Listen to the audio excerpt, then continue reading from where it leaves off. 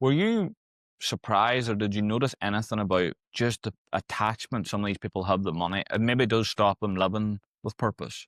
Oh, yeah, there's lots of patterns. We could do a whole show about patterns of behavior. I'm serious, and learned behavior. 24 years doing this, right? And I'm a work in project, and I literally always am working on bettering myself so I can be better for those around me. Because in order to serve properly, we have to love ourselves and understand ourselves and what triggers us. And literally, the patterns were always the same. It always goes back to our origin and our learned behaviors, our monsters, our life monsters and patterns of how we communicate, our mannerisms, or even our laugh. People will say, "Oh, you're like your dad, you're like your mom," but that's because it's learned behavior. So that same learned behavior, if your parents bought everything, took you on all these vacations. And as a young kid, you heard them arguing and fighting about money, but yet they didn't do it in front of you. They hid it from you because people think you shouldn't tell your kids about your money challenges. Completely wrong. Obviously, age appropriate, but you have to have conversations. I used to have them all the time.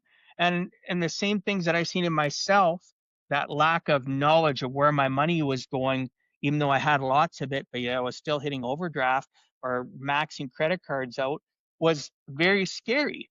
So in order to live a purposeful life, these clients are living by their learned behavior. Mom and dad spent everything, blah, blah, blah. And then they find out later mom and dad didn't have it. But yet, guess what? They start that same process because of learned behavior.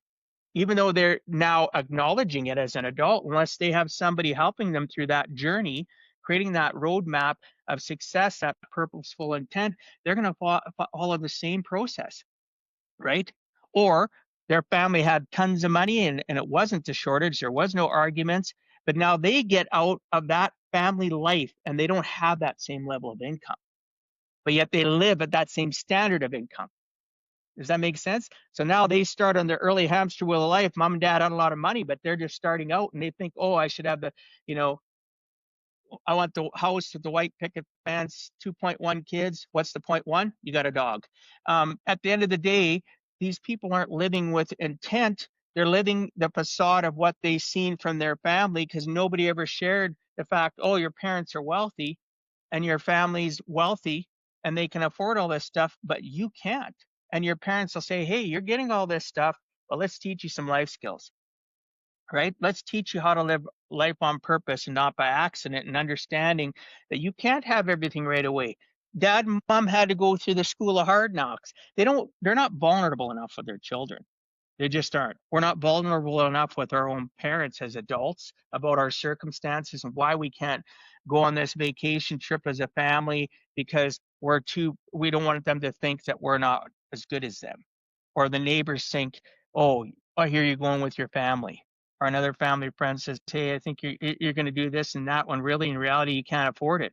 Here's a prime example. People will call up one another and say, hey, let's get together. And they pick a restaurant and they go together and they have maybe a glass of wine, some food, and the bill's $80 for an example. And really, one can afford it, one could not. But one couldn't say, you know what, how about we just let's just get together at the local coffee house, right? And have a coffee. Or, hey, why don't you come to my house? You don't have to admit that you can't afford it, but you can learn to manipulate in a positive way to protect yourself and not get farther in debt. And I have that happen with clients all the time. You spend what on entertainment and going out? You're like hundreds of dollars every month in debt. Well, I don't know how to say no. Okay, how about we work on that? That's a life skill. I'll teach you how to deflect and manipulate in a positive way so you don't have to feel that you have to be like them. And really, in reality, you know what I found out, ASG? That other person, a lot of times, is in the same boat, and they're grateful because now they don't have to wait, go for that glass of wine, that nice meal, or whatever, and then they get the bill and they go, "Oh my gosh, that's another. I got to pay my part, and it's $40, and it goes against my debt." And their brains racing, and they leave, and all the enjoyment from that conversation is gone very quickly. And I see that time and time again, and it's all because we don't live with purpose and intent. Will Rogers says that too many people spend money they haven't earned to buy things they don't want to impress people that don't even like. I think that works perfectly what you just mentioned about the splitting the bill. There's so many people that are doing this. Like